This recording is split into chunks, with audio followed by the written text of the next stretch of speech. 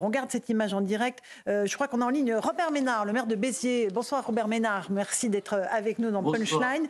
Comment est-ce que vous jugez cette nomination de Gabriel Attal? C'est une bonne nouvelle pour vous ou pas?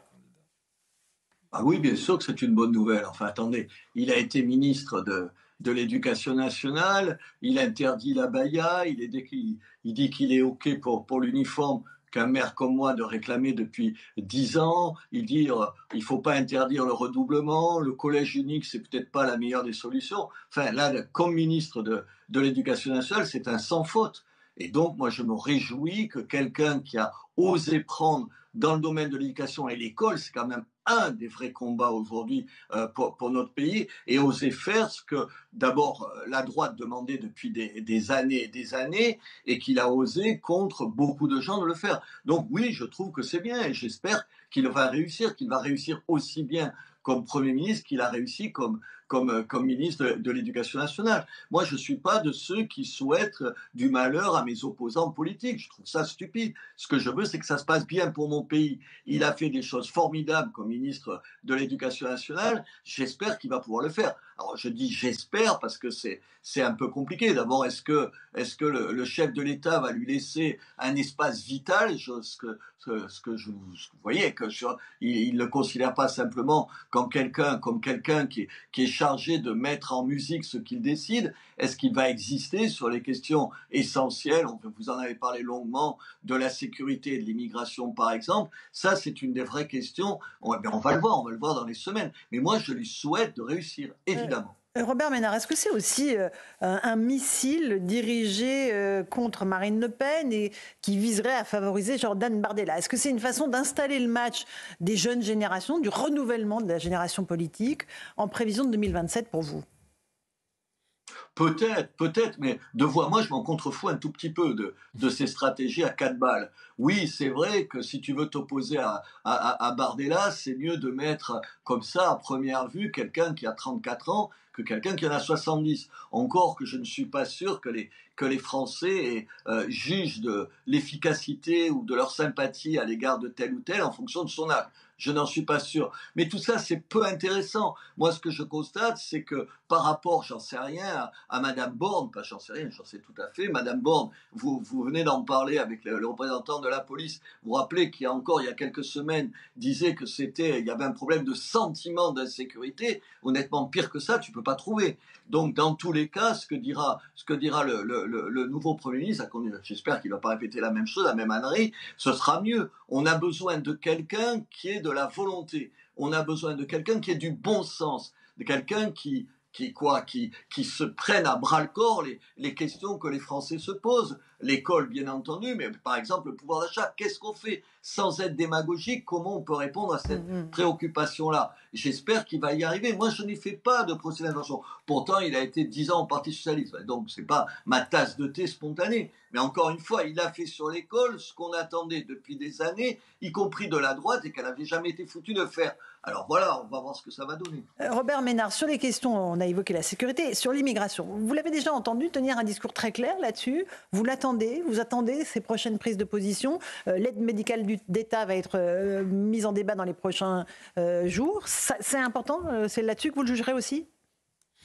Ah bien sûr. Attendez, honnêtement, je ne suis pas un spécialiste à ce point de la politique pour avoir décortiqué toutes les prises de position de Gabriel Attal, mais je n'ai pas en tête, pour répondre à votre question, des propos de sa part sur l'immigration. Mais je me trompe peut-être qu'il a dit un certain nombre de choses. Bien sûr que c'est un sujet central, pas sujet central simplement sur l'immigration clandestine qu'on n'arrive pas à juguler et qui fait qu'on a sur notre sol tout un tas de gens qui ont juste envie de profiter de la France, mais qui ont sûrement pas envie de se plier aux règles de la France. Or, tu peux pas, c'est pas possible. Si tu es dans un pays, tu es contraint d'obéir au mode de vie de ce pays et de t'y plier. Ça, c'est une chose, mais pardon d'insister aussi sur l'immigration légale elle-même.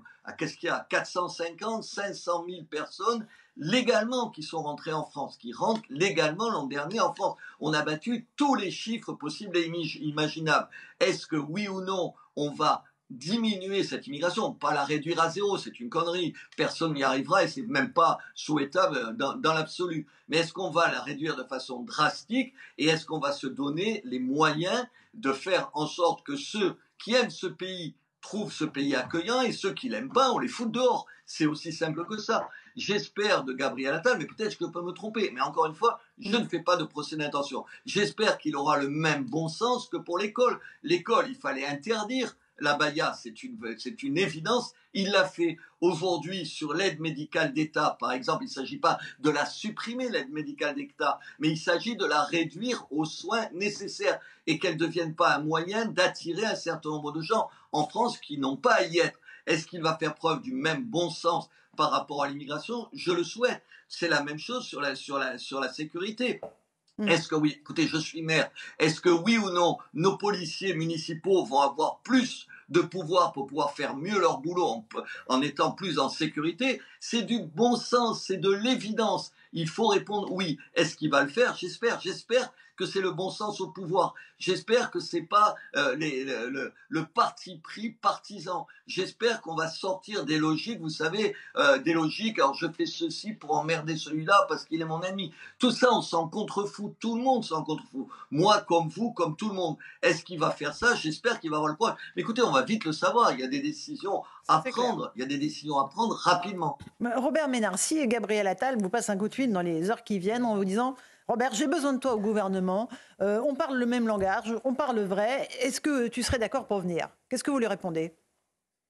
Mais moi, je dis jamais non. Je dis pourquoi faire? Pourquoi faire? Attendez, pourquoi faire?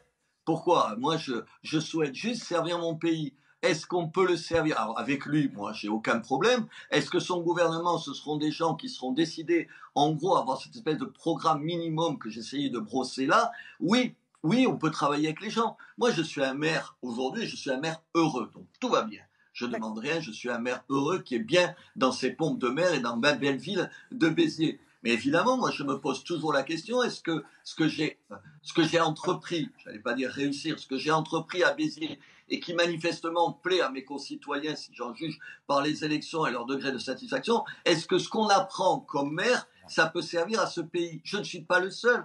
Quand je discute avec Madame Toraval, quand je discute avec le maire de Cannes, qui est par ailleurs David Lisnard, le président des maires de France, je pense que les maires, ils ont une place à retrouver au niveau de l'exécutif. Et je pense que leur expérience, pas la mienne, celle des expériences de maire, elle est utile et elle peut être utile à la France. On les a exclus avec la fin du cumul des mandats, qui en soi d'ailleurs était c'est un vrai problème, c'est plus compliqué que ça. Je ne me vois pas être maire et député en même temps. Mais ça a fait une assemblée qui est loin de la réalité des gens. Est-ce qu'on peut remettre de cette réalité au niveau de l'exécutif? Pas pour moi personnellement, mais pour tout un tas de maires, je pense qu'ils auraient quelque chose à apporter. Bon, bah écoutez, merci beaucoup Robert Ménard pour cette prise de parole sur CNews. Si vous passez un petit coup de fil, tenez-nous au courant, comme ça on sera ravis d'annoncer à nos téléspectateurs si vous entrez au gouvernement. En tout cas, merci beaucoup d'avoir pris du temps. Je vous rappelle, je vous promets de vous être mon premier coup de téléphone.